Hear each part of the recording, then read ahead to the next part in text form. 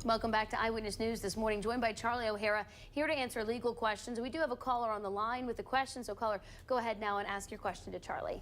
Okay, I had an incident November 20th where I'd gone into a doctor's office, seen a different doctor, which at the time I was needing a shot, and they told me I had a lot of wheezing going on. I should have a breathing treatment.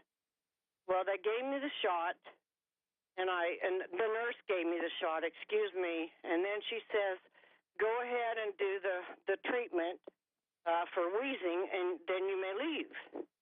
Well, she left, and I said, please leave that door open. It's too hot in here.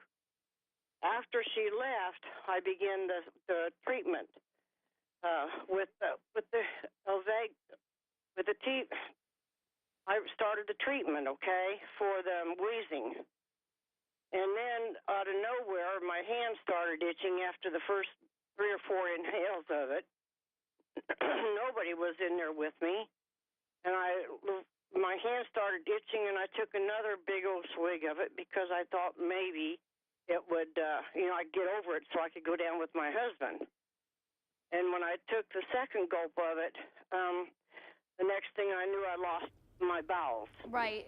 So you're saying you had an allergic reaction. Very bad allergic reaction. And you're wondering if you have any repercussions against Exactly. this. Charley? Well, I don't know. I mean, obviously, if a doctor gives you something they're not supposed to give you, and they knew that at the time, well, then you might have something. It sounds like you recovered, so I don't know that you have much of a lawsuit.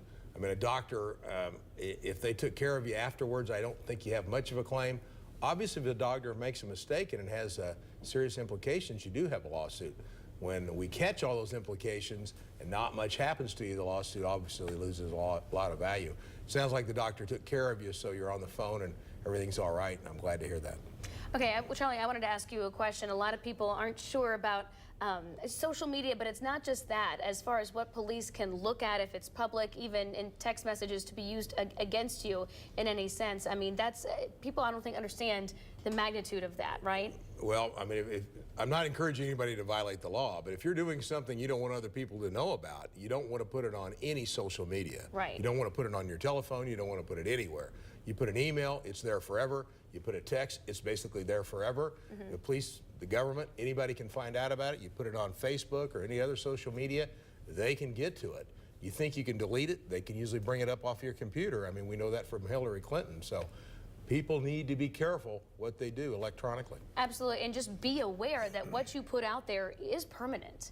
That's right. I mean, it doesn't go away. I mean, a piece of paper, you could write it on and then burn it. But if you put it electronically, they'll find it. Absolutely. So just a fair warning, a lot of times we see younger people, even adults, abusing social media and saying things you probably shouldn't be saying out there. Thanks so much, Charley. Really appreciate you being here. We're back here after this.